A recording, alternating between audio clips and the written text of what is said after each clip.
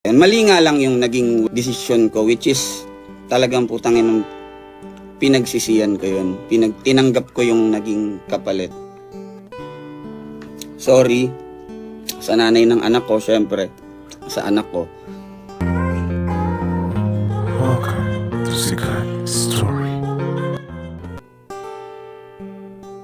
Trending ngayon ang pagsasalita ni Skastekli dahil sa mga isyu sa kanya. Kaya nag-live siya kanina para sabihin ang lahat. Nanghingi ng sorry si Skastekli at tinanggap talaga niya ang mga binabatong panlalait sa kanya. Inamin rin nga niya na mali yung mga ginawa niya at pinagsisihan din niya. Sabi rin nga ni Skastekli na nirespeto niya si Zineb kaya mananahimik na lang siya. Pero may mga personal siyang dahilan at para sa kanya at ay big deal yun. Hinayuhan din ni Skastekli ang mga marites na huwag nang stressin si Zineb. At makamove on na din.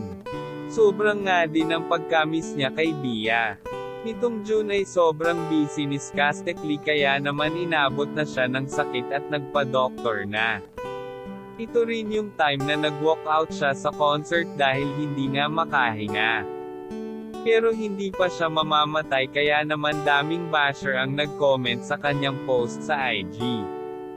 Sobrang nagpapasalamat si Skastekli sa kanyang kaibigan at sa fans na naniwala at sumusuporta pa rin kahit nasa baba man o taas. Comment kayo kung tinatanggap nyo ang sorry ni Skastekli. Yan lang ang chika. Halina't mag-like, share and subscribe. Thank you.